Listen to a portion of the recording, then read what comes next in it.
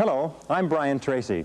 About 25 years ago, I began a lifelong search for the answer to the question, why is it that some people are more successful than others? Why is it that some people earn more money, they have better jobs, they get promoted more rapidly, they live longer, they have better health, they have happier relationships, and yet the great mass of men and women, by their own admission, live lives of quiet desperation?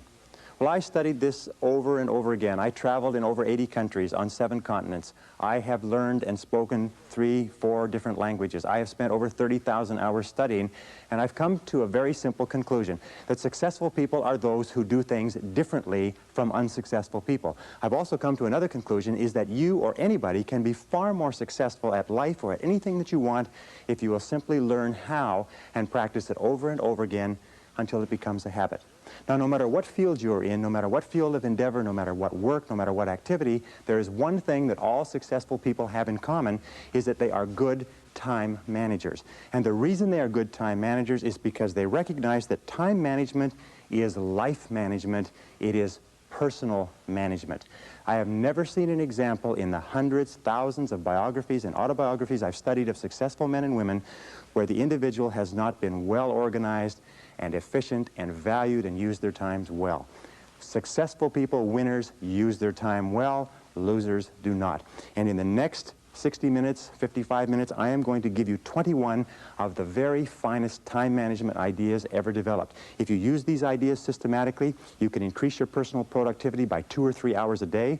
You can increase your income. You can increase your rate of promotion. You can increase your life satisfaction. You can even increase the length of time you live. The question is, how badly do you want to learn how to manage your time well? How much effort are you willing to put into it?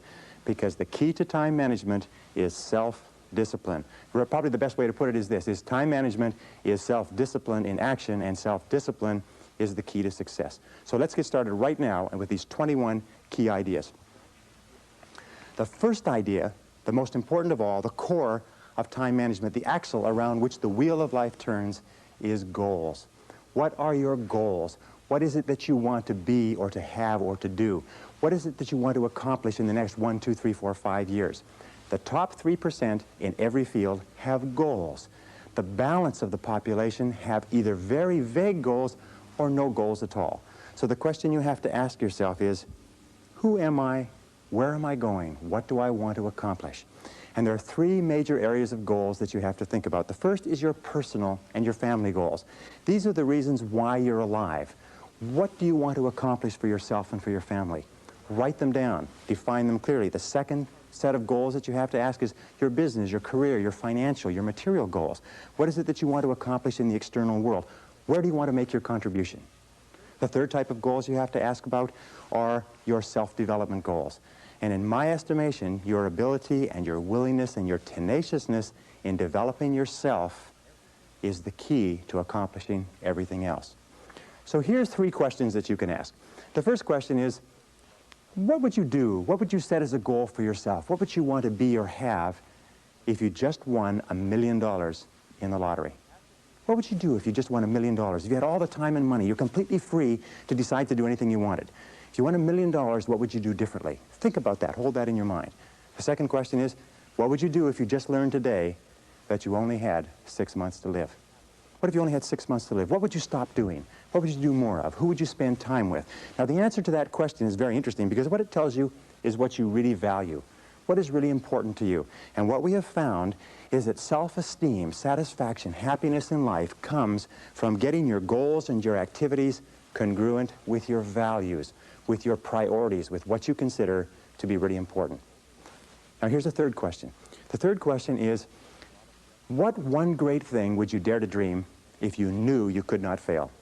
If you knew beyond a shadow of a doubt that you could not fail, what one thing would you set as a goal for yourself? Because sometimes answering that question will tell you the one thing that you've been put on this earth to accomplish. One final point with regard to goals is that goals must be in writing. You must write them down, you must rewrite them, you must define them, you must redefine them. The top 1% of successful people in every area have very clear, specific, written goals. And most of them carry their goals around with them. So let's go from goals as the core of success to point number 2, which is organized plans of action.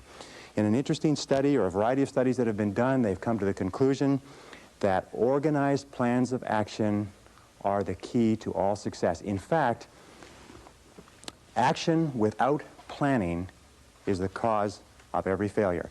Action without planning is the cause of underachievement. Action without planning is the cause of frustration, time wastage, anxiety, stress, and lack of success in life. So organized plans of action are critical. Now, what is an organized plan of action? An organized plan of action is where you take your goal, you take your objective, and you write out every single step that you're going to have to follow in order to accomplish that objective. You write it out and you list all those plans of action, all of those different activities, and you organize them together into a plan that you can then implement on a day-to-day basis. You decide which has to be done first and which has to be done last, which is more important, which is less important. In fact, the ability to set goals and to create plans for their accomplishment is the master skill of success. If all you learned in life, all you learned in school, was the ability to be a continuous goal setter and a continuous planner, day and night, planning, organizing, planning, writing, thinking about what you're trying to accomplish, you'll accomplish more in a year or 2 years than most people accomplish in 10 years or an entire lifetime. It has nothing whatever to do, by the way, with your intelligence. It hasn't anything to do with your education. You know, half of the best educated people in the country are working for people who didn't finish high school or didn't finish college. I wrote an article for a major publication not long ago which said that if you do not have clear goals for your life, you are condemned forever to work for those who do. You see, in life it's very simple. Either you are working toward the accomplishment of your goals or you're working toward the accomplishment of other people's goals.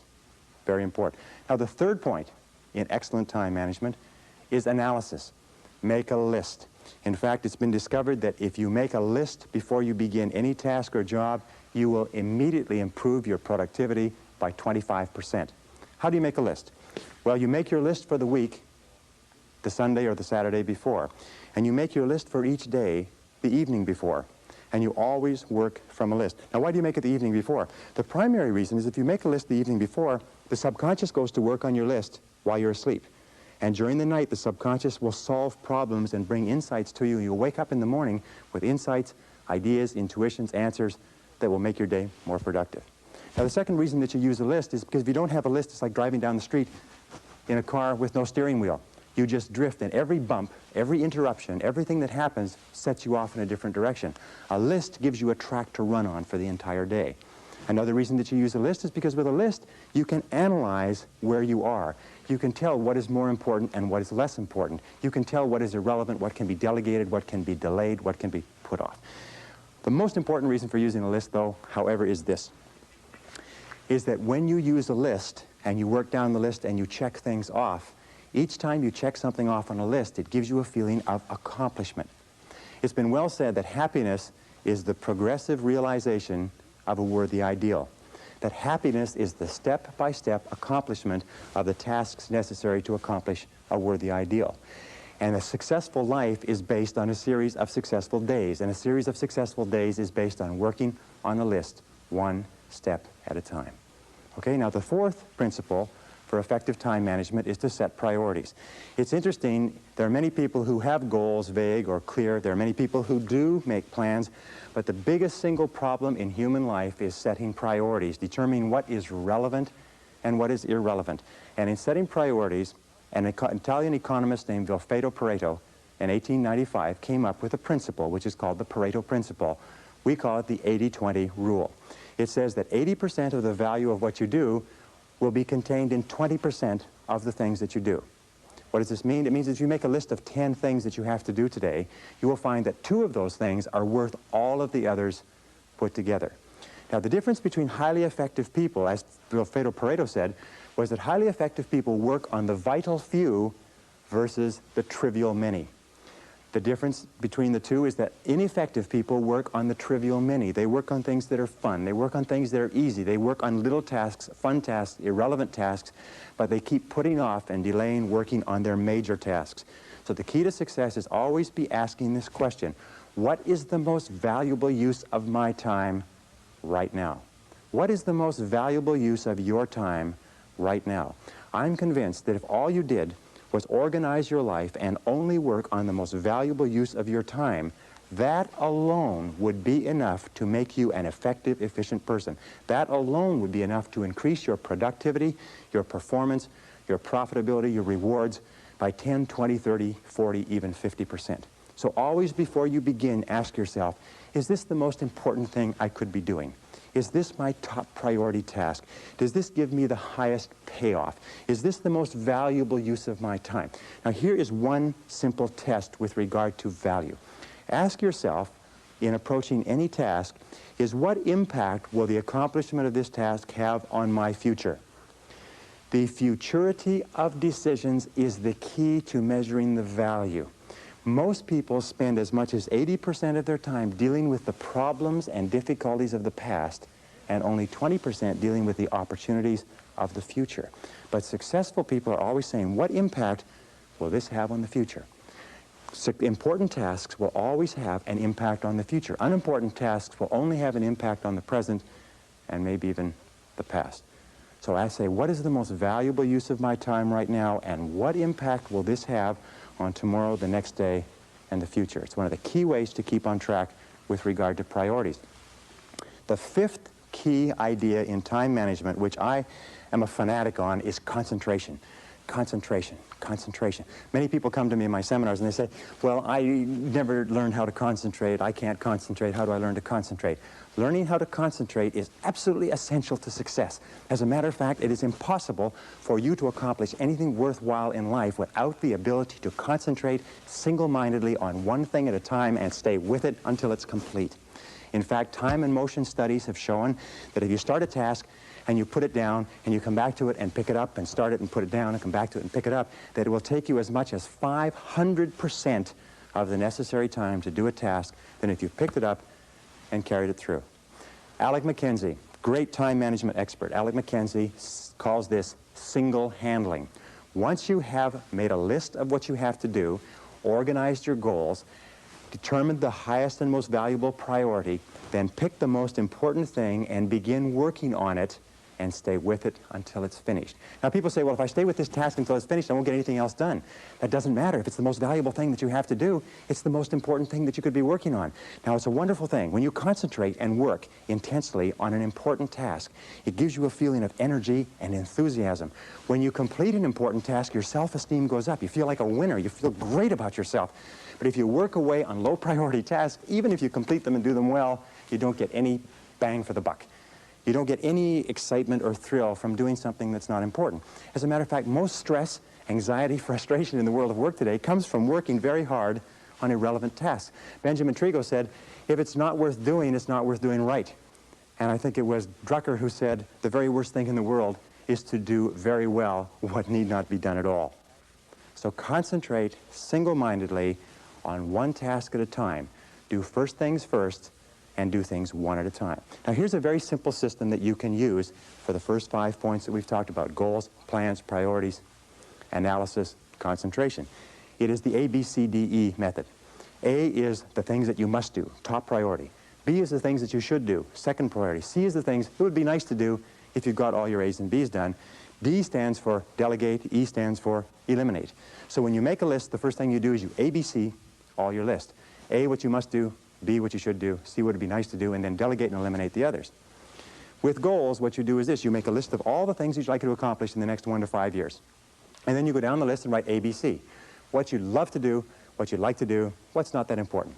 Then you take your A goals and you make A1, A2, A3. In other words, your most important, second most important, third most important. Then you take those A goals, you transfer them to another sheet, and you make a list of all the things you're going to have to do to accomplish your goals. Then you ABC the list.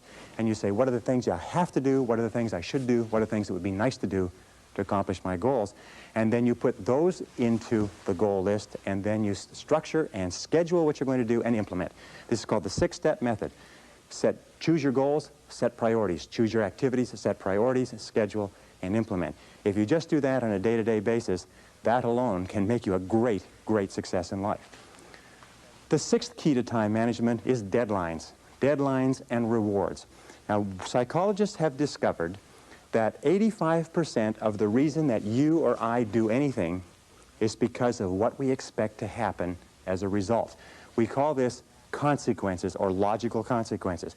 15% is because of what we've been told, but 85% is the consequences that we expect. So therefore, what you do is when you have an important task, the way that you motivate yourself to do the task is you structure a specific reward that you're going to get when it's finished.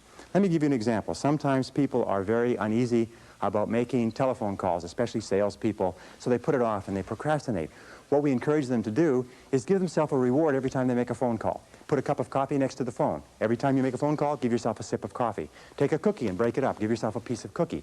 In other words, train yourself the way you train a dog to have a positive consequence for everything that you do. So set deadlines. How do you set deadlines? First of all, when you set the goal, when you specify the task, set the deadline when it's going to be accomplished.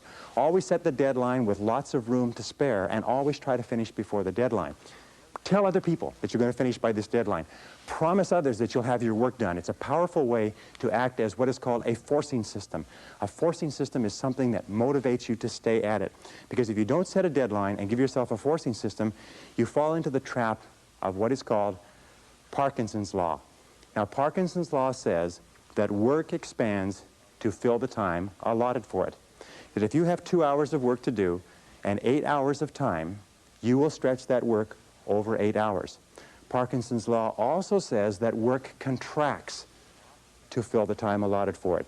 If you have 8 hours of work to do, and because of an emergency you have to have it done in 2 hours, you will get it done in 2 hours. Highly effective people are always setting tight, stringent, disciplined deadlines on themselves so they get more work done in a short period of time rather than less work done in a long period of time. Does this make sense? Very, very important. The next principle, number 7, is what is called the time log, which is writing down and keeping track of where your time is going. All effective people know where their time goes. Now let me tell you an interesting principle with regard to time management. It is this, is the more important you are, the more successful you are, the more you tend to measure out your time in minutes. The less successful you are, the more you tend to measure out your time in hours, days, and weeks.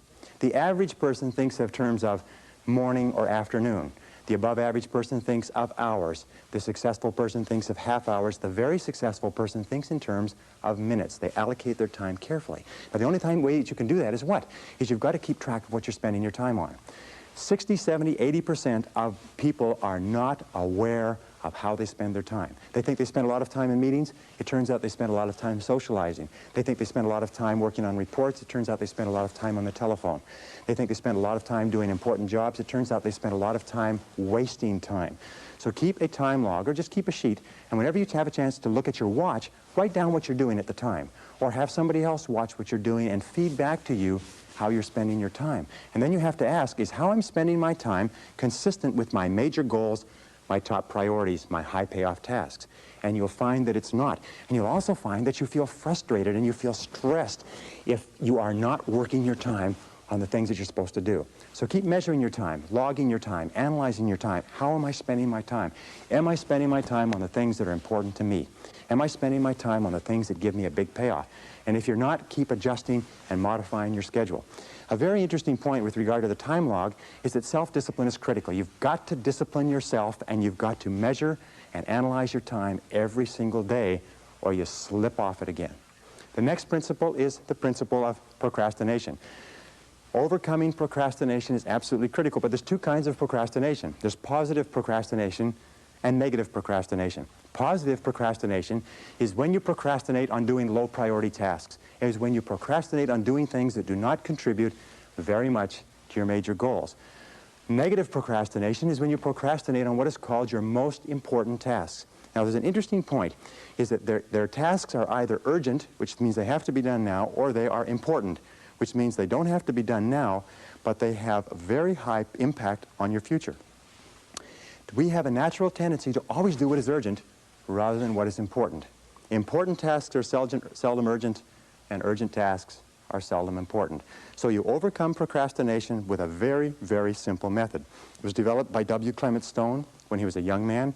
He built a fortune of $500 million, and this is one of the central principles of his life. It's simply this.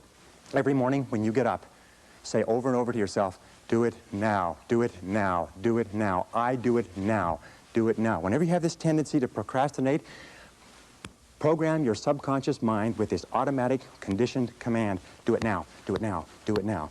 The key to overcoming procrastination is to develop a sense of urgency. Be the kind of person who gets things done quickly. Be the kind of person who launches fast on a task. One of the ways to launch fast on a task is to take the task and break it up, what is called salami slicing it. Slice a piece of salami. Don't try to eat a whole loaf of salami, you just eat it one slice at a time. Take your task and break it up into small pieces and do one piece at a time. Say over and over to yourself, do it now, do it now, do it now. Do you know that less than 2% of the population have a sense of urgency? And that there's not an example of a successful person anywhere who does not have a sense of urgency? That if you just develop a sense of urgency, when somebody gives you a task, that you get on it and do it fast, that alone will move you into the top ranks in a very short period of time. In a study done amongst 104 chief executive officers 2 years ago, they asked what would be the qualities that would put a person on the fast track in their career. You know the conclusion they came back to with? 2 qualities. Number 1, the ability to set priorities, to choose what was relevant over what was irrelevant. And number 2 was the ability to get the job done fast. If all you did was this, set priorities and get the job done fast, that alone would cause you to stand out from 80 to 90% of the people that you work with. Number 9, delegate. Delegate everything that you possibly can. Now, what does delegation mean? Delegation is very simple. What it means is this, is that whatever your hourly rate is, let us say your goal is to earn $50,000 a year. If you work 8 hours a day, that's $25 an hour. You got that? So you're a $25 an hour person. Now, the only way you can make $25 an hour is if you do $25 or more work.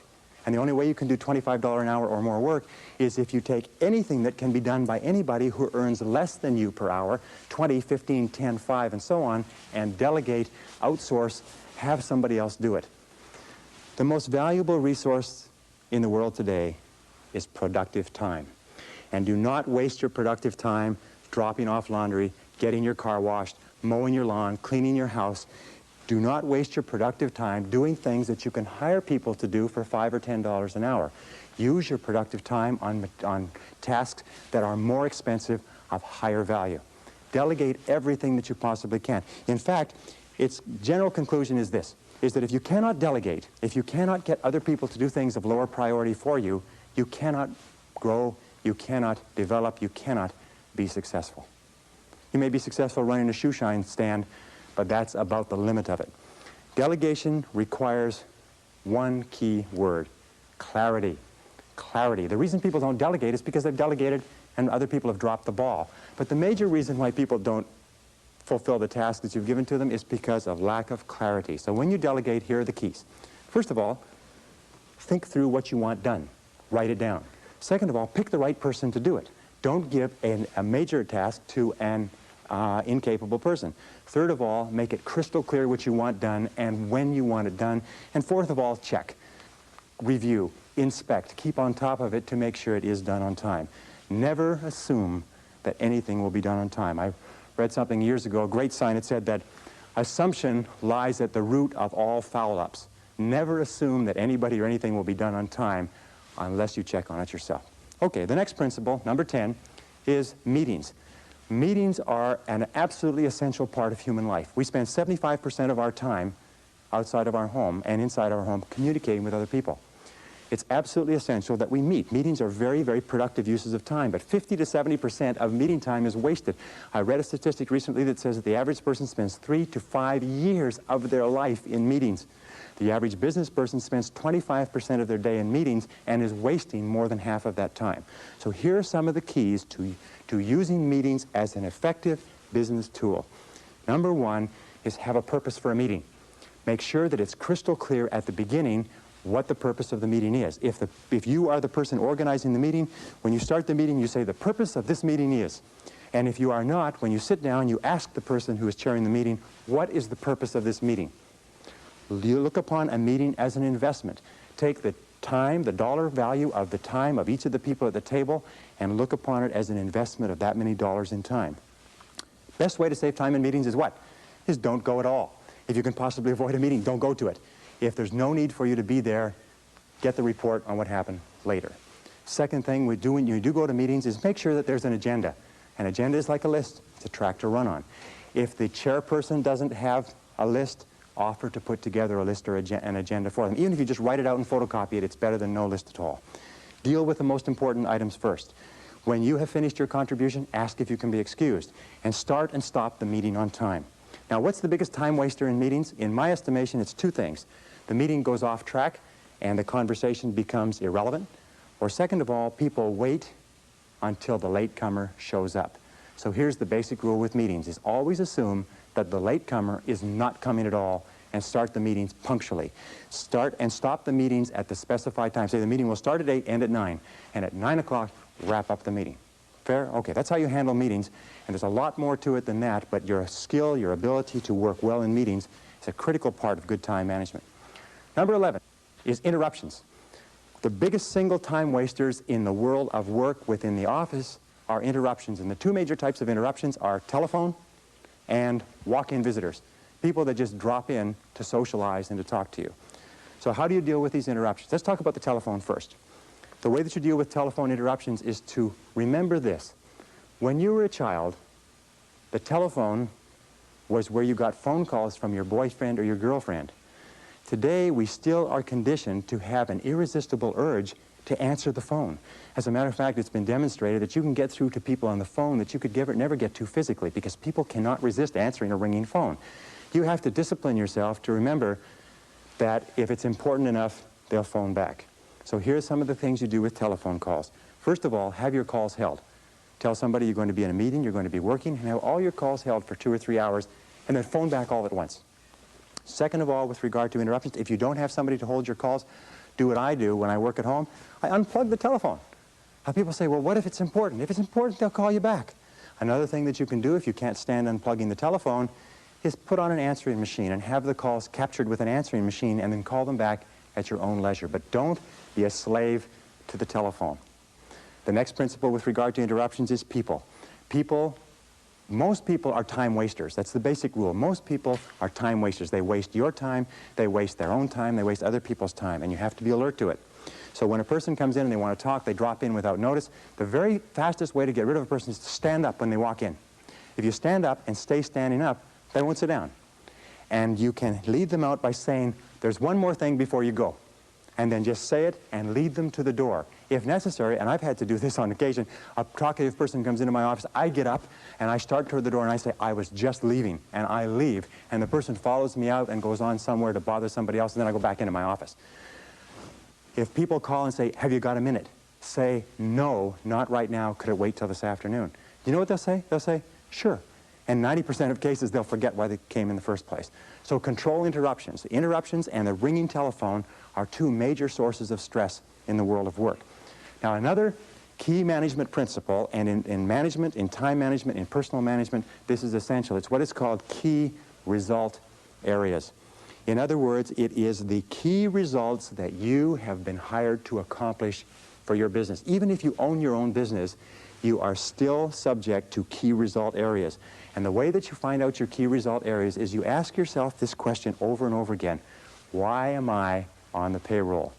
Why are you on the payroll? What have you been hired to accomplish? Not do, not your tasks and activities, but what results are expected of you? You ask yourself this question. The accomplishment of what results is going to lead to my promotion? How am I going to earn more money? What results do I have to achieve in order to get a raise in salary? What results does my company expect of me? What contribution am I expected to make? And then you say, what are my key results? Another way of looking at it is to remember that every job has a series of functions. And there are secondary functions and primary functions, and they're what is called core functions. So you have to ask, what are the core functions of your job? What are the goals of your job? Now, many people say to me, well, I'm not sure. Do you know what the major reason for stress in the American workplace is today? Is people don't know what's expected. I would say 80 or 90% of people out there do not know what's expected. They're not sure why they're on the payroll. And here's a very simple technique for it. Go to your boss with a list of everything that you do and ask your boss to organize it in order of priority. Say what's number 1, what's number 2, what's number 3, what's A, B, or C. Help him or her organize your list in order of priority and give it back to you. I promise you, you'll be surprised. But why is it that you absolutely have to know why you're on the payroll? It's simply this, is that you cannot perform excellently, you cannot do superior work, you cannot be promoted, you cannot get a raise unless you are doing, and doing well, the key things that your boss has hired you to do. Have you got me on that? Or have I got you on that? Key result areas are critical, and you have to know every single day. In fact, you know something? One of the major sources of frustration in work is to be working very hard on something and being vaguely uneasy because you know it's probably not important. So keep clear channels of communication with your boss, and if you supervise other people, have them bring to you a list of everything that they do, and you organize it in order of priority and make it clear to every person what their contribution is expected to be. Okay? The next one, number 13, is batching tasks. It's interesting that there is what is called in the world of work a learning curve. A learning curve says this. It says when you do a job the first time, it takes you the most amount of time to do it because you're learning how. The second time it takes less. The third time it takes less. The fourth time it takes less. In fact, the learning curve theory says that you can decrease the amount of time by as much as 80% if you do the same job over and over again over a period of time. So batching your tasks is a major time management tool. What does it mean? It means that if you're going to make phone calls, make all your phone calls at once. Have your calls held, make them all at once. If you're going to do invoices, do all the invoices at once. If you're going to do correspondence, do all the correspondence at once. If you're going to read and catch up, read everything at once. It's been found that if you do this on a regular basis, you'll get so much more done by doing it and concentrating on batches of tasks than if you did not. So batch your tasks whenever you possibly can. Imagine what most people do is they do a little bit of telephone call, a little bit of correspondence, a little bit of this, a little bit of that, and they have no learning curve at all. Each one takes the maximum amount of time. So batch your tasks. Put groups of tasks together at once and do them at once. Okay, the next principle is neatness. It's an interesting thing because you run into people all the time. I run into people in my office who say, it's okay if my desk is messy, I know where everything is. Now you have to understand one thing, is intelligent people, people with good memories, can very often remember where everything is. But it just means that they are using their intelligence to combat the inefficiency of neatness. Every single study that has been done says this, that if you will just clean up your work environment so it is completely neat and everything is off of your desk or your workplace except the one thing you're working on, that will increase your productivity by 20 to 40%. People have a difficult time understanding this, but I have tested it. I've worked with a messy desk, I've worked with a clean desk, and I tell you, I promise you, you will be astonished at the difference it makes. Now, how do you clean it up? Well, it's very simple. There's a very simple way of cleaning off a desk. It's called the TRAF system. The TRAF system has 4 letters. T stands for toss. Remember that in time management, your wastebasket is your best friend. So toss it out, throw it away. R stands for refer, which means it's not relevant to you, so you refer it to somebody else. A stands for action. And what you do is you take a file folder and you put it into an action folder, so it's out of the way. And F stands for file. File it away, do something with it. But before you file, always ask this question, what would happen if I didn't have this document? What would happen if I never could find this again? And if it's not particularly serious, throw that away too. Once you've done that, TRAF, you've tossed it, referred it, filed it, or put it in an action file. Once you've done that, then you start with your action file and you work through it. Neatness is important. Clean your desk, clean your workplace. Even in the kitchen, you'll find that if you take one thing out and use it and put it away, and take another thing out, you'll get far more done in a short period of time. Now, here's the rule. If you're not using it, put it away. If you're not using it, put it away. Even if you have to take the stuff off your desk and your credentials and put it on the floor, do it. Your briefcase is your workplace if you are on the road, if you're a salesperson, if you're moving around. Make sure your briefcase is neat and orderly and has everything that you need and nothing more than you need. Neatness is critical to productivity. Here's the final point.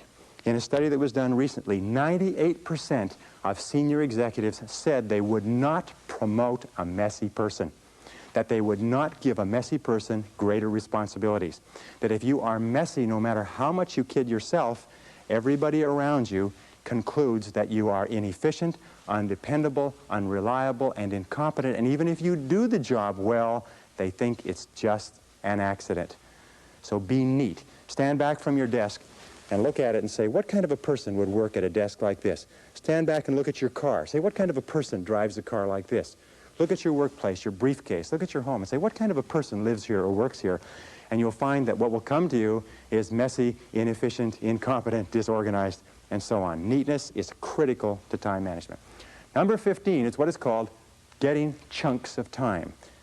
Interesting studies. Over and over they have found that important work requires chunks of time to do. What is a chunk of time? A chunk of time is 60, 90 minutes, 2 hours. In fact, it's been found that most serious work cannot be done in less than 60 or 90 minutes.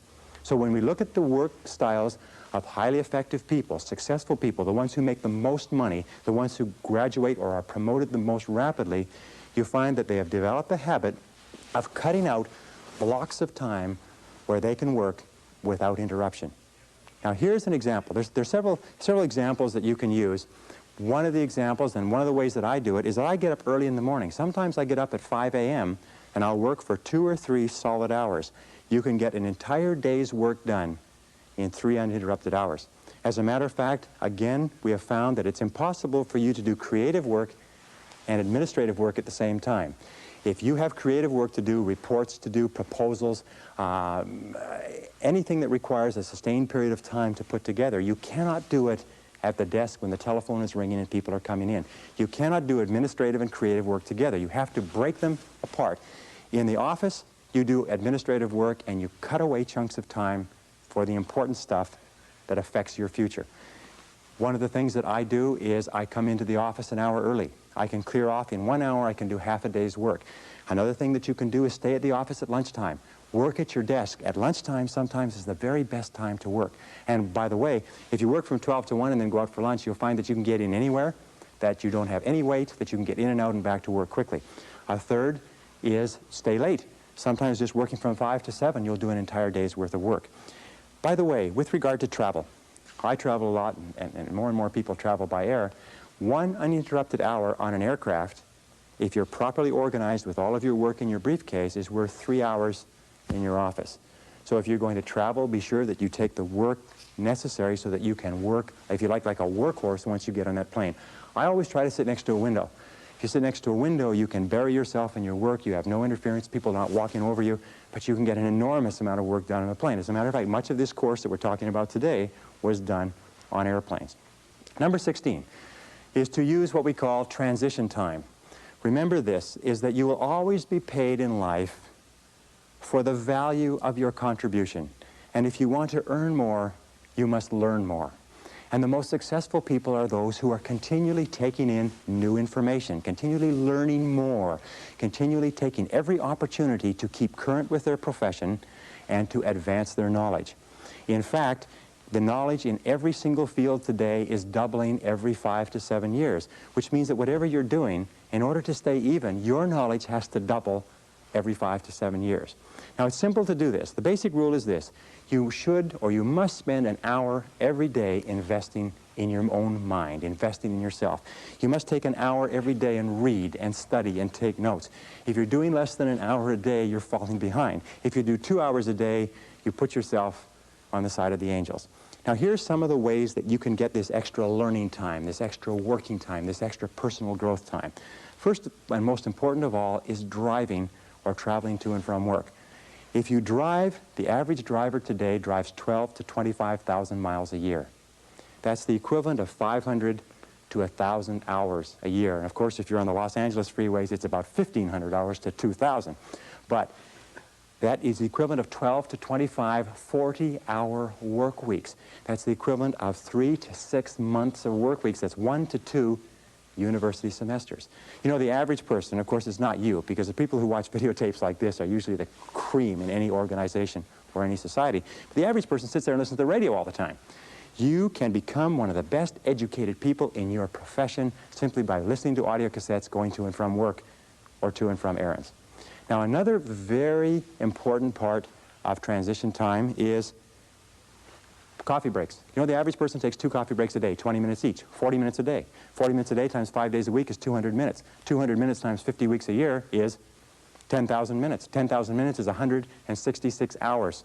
166 hours is over 4 full 40-hour weeks. Now, what does that mean to you? It means that if you just decide that you're going to read on a particular subject at your coffee breaks for the next year, you will be an expert on that subject before the year is out. Just when you sit down with coffee, make sure that you have something to read, whether it's time management or goal setting or personal communications or your profession. If you wanted to be an outstanding salesperson, if you just read on your coffee breaks 20 minutes in the morning, 20 minutes in the afternoon and applied what you learned, you could double your income in less than a year. And most people sit there in their coffee breaks and they read the sports page and they don't realize that their life is passing them by. Well, another key element of transition time is lunch times. The average person takes an hour a day. An hour a day times 250 working days a year is 250 hours. 250 hours is 6 full weeks of time that you spend eating lunch. If you just read at your lunchtime and something that will help you grow and advance in your career, if you did nothing but coffee breaks and lunchtime, you'd become one of the best educated people in society within 3 to 5 years. And you know what the average person does? They waste this time. Another important part of transition time, by the way, if you read magazines, instead of carrying magazines, what you do is you read a magazine, tear out all the articles, put it in a file. And whenever you're traveling, keep that file with you. You're sitting waiting for something, you're waiting in a waiting room, you're taking a trip, you have appointments that are canceled, just pull out your file and keep current. Remember, keep taking in more information. Use those, what are called gifts of time. These are gifts of time that are given to us by God, and we can do anything we want with them. But high-performing human beings use those gifts of time as though they were precious, and low-performing human beings do not. Which do you want to be? Okay, the next is what we call telephone. You know, the telephone is interesting. Telephone is an essential part of our lives, but as we said a little bit earlier, we are conditioned from our teenage years to look upon the telephone as a social tool. It's something that we look forward to getting onto because we associate it with romance and fun and communications with people that are important to us. As adults, however, we have to change our thinking 180 degrees. We have to realize that the telephone is a business tool. The telephone is a business tool. It's like a computer, it's like a typewriter, it's like a photocopier. It may have other uses, but it's a business tool. So here's the rule with using the telephone. Get on and get off fast. See how fast you can get on and off the phone. Control your telephone calls, as we said before. Let other people, let your telephone calls get batched so that you can call them back and you control the calls. Call back at their lunch times. Call back at the end of the day. Call back so you control the time. Now, when somebody calls you and you take the call, here's the key question. Always ask, what can I do for you? They'll always have a tendency to say, hi, how you doing? How's things going? How's the weather out there? You say, fine, what can I do for you? And get straight to the point of the phone call. Another thing that you can say is, how can I help you? And make it very, very clear that this is a business call. If you are going to be making phone calls, look upon a phone call as a meeting by wire. And what you do is you make an agenda for the meeting. What many people do, if you talk to people all the time, keep a file on that person. And when you think of calling that person, take out the file and work on your agenda. Go down the agenda. When you completed the agenda, you say, thank you very much. I'll let you go now. I know you're busy. And hang up the phone. What do you do with talkative people? Talkative people, you say, excuse me, I've got another call coming. I've got to run.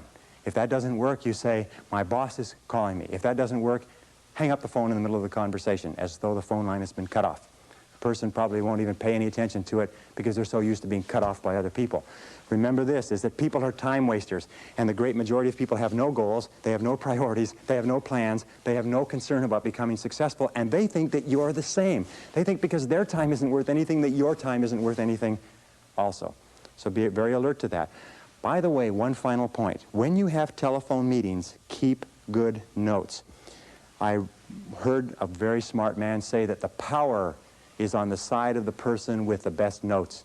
I have lost thousands of dollars because I have agreed to something on the telephone. I have not documented it. The person has come back to me and said, you agreed to something else, and they had it written down in their files, and I couldn't argue. So when you're on the telephone, write. One final point is always have a pen, always have a pencil, always have a pad. Never pick up the telephone without a pen in your hand. The most incredible thing I hear over and over again is when I call people and I try to leave a message, their voice drops and they say, oh, just a minute, I'll go and see if I can find a pencil. And the phone goes clunk and the person goes away and they come back and they say, oh, geez, this pen won't work, just a minute, and the phone goes clunk and they go away again. If a person ever answers the phone without a pen in their hand, you know this person is going nowhere in life. It's as simple as that. My own personal opinion, of course. The next key is punctuality. One of the most important things you can get in terms of reputation is a reputation for being punctual. which means being on time. My friend Joel Weldon says it very well. He says, if you're not early, you're late. That there is only one minute period in any appointment when you're exactly on time. And so if you aren't there early, you're there late. Less than 5% of people in America are punctual. Less than 5% of the population is punctual. And those people stand out. As a matter of fact, if you want to stand out from the average person, all you have to do is develop a reputation for punctuality. Pretty soon people say, boy, he or she sure is punctual. He or she sure is punctual. Now let me tell you something about punctual people. If you ask a person, what do you think about so-and-so who is very punctual?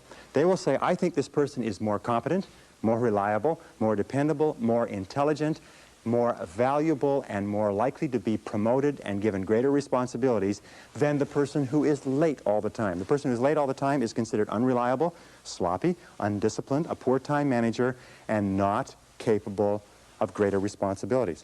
Why is it that people are not punctual? Two reasons. One is they don't realize how important it is. It never occurs to them that when you are late for an appointment, you are insulting the person who has agreed to see you at that time. If you are in sales and you're late for appointments, you can forget it. I had an interview with a person the other day who I was hiring for a very expensive position. She showed up to an appointment 15 minutes late.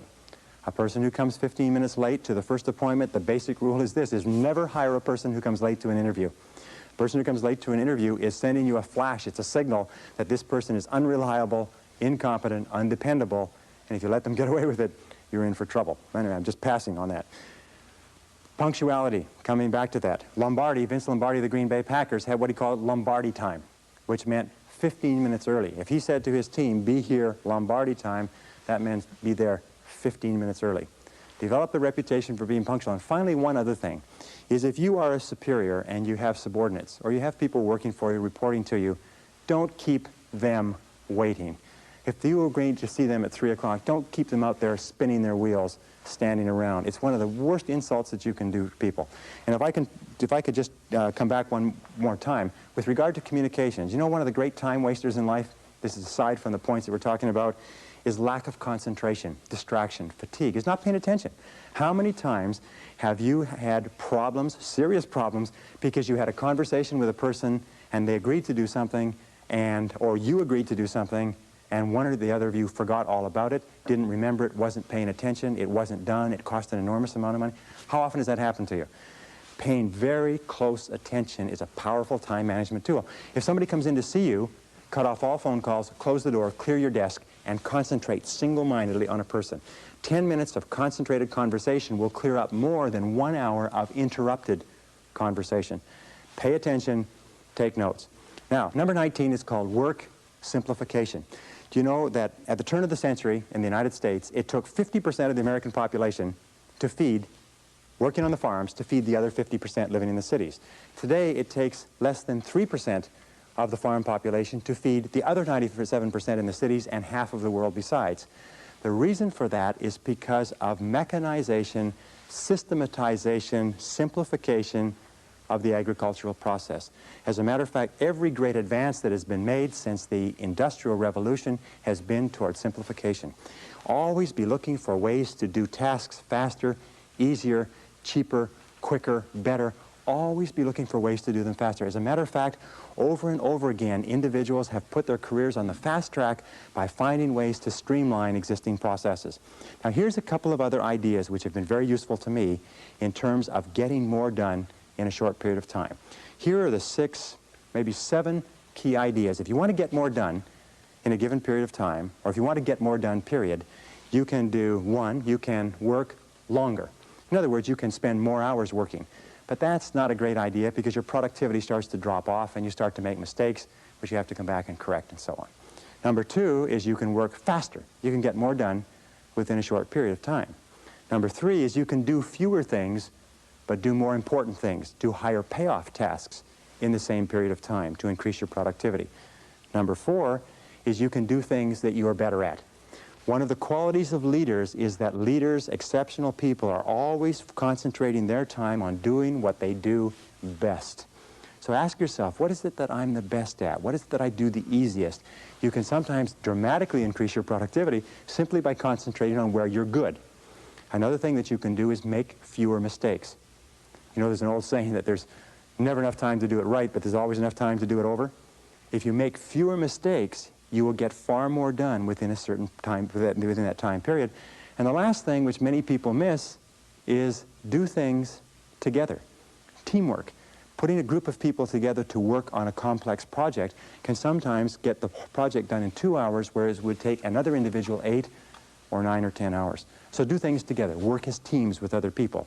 Those are the keys. But work simplification means always finding faster, easier, newer, quicker, cheaper, more efficient ways to do what you're doing. Number 20 is the magic word. The magic word in time management is no. Learn to say no to activities, tasks, responsibilities, and obligations that do not contribute to the most important goals that you have set for yourself. The word no is magic, and the place and the time to use the word no is early and often. It's like the wastebasket. Wastebasket is your best friend when you're sorting the mail.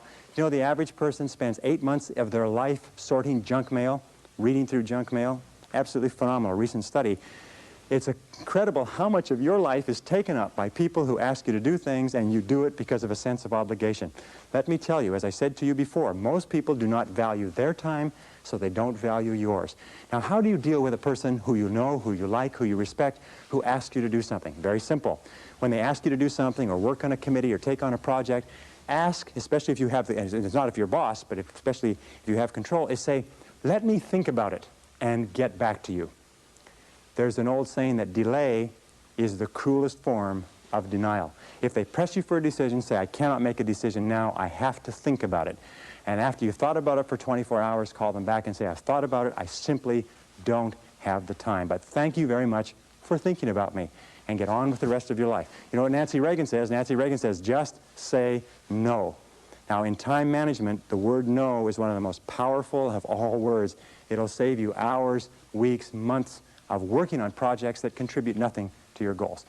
And finally, number 21 is balance. In all of time management, you have to ask this question, is what is the purpose of managing your time well? What is the purpose of getting an extra 2 or 3 hours a day? And the purpose is to enhance and improve the quality of your life. And the most important things in a person's life are their health, their peace of mind, and your relationships. In fact, the quality of your relationships is the true measure of your quality of life. So take time to invest time in your relationships. Spend time with the people who are close to you, your spouse, your loved ones, your parents, your children. Take time, because that's what life is. Life is managing your time so that you can do the things that are most important to you. We start off in life thinking, boy, if I'm really successful at my job, then I'll be able to do all of these things for myself and my family. And what happens is we lose sight of that goal and we become totally preoccupied with the job to the exclusion of the family. Do you know how much time the average working parent spends talking to their child in America today? 30 seconds per day. Do you know how much time the average couple spends talking together? Intimate communication? 4 minutes, according to the recent research. Very, very important. If you want to be successful in life, you've got to be sure what your priorities and values are, and your highest value must be the people that you love and the people who love you. They must be your health, they must be your energy, they must be your peace of mind, they must be your emotional and spiritual development. They must be the completion of you as a human being. So when you are using all these time management techniques, remember that the purpose of using these time management techniques is to enhance the overall quality of your life. Ask again, what would you do if you only had 6 months to live? What would you do if you only had 6 months to live? Who would you spend your time with? Where would you go? What would you want to do? What would be important? What would be unimportant? If you ask that question over and over again, you'll have a tendency to keep your life in balance. Everything in moderation. Now, if I could just summarize by saying 2 or 3 quick things. The essence of success in time management is goals. The key to goals is to write them down and to make organized plans for their accomplishment. The key to those organized plans is to set priorities and determine what is more important and what is less important. And always concentrate on the most valuable use of your time. The key to concentrate on the most valuable use of your time is to stay at the task until it's finished. Persevere without distraction or diversion. Keep at it. Hammer, hammer, hammer until your most important tasks are finished. And finally, develop that sense of urgency. Do it fast. Do it now. Fast tempo is essential to success. Fast tempo goes hand in hand with energy, with happiness, with enthusiasm, with self-esteem. So make crystal clear what you want to do, make crystal clear the steps, and start working on those steps and do something every day to move you toward the most important goals of your life. And if you do that, you will be an excellent time manager, an excellent personal manager, an excellent life manager. You will have a great, great life. Thank you very much.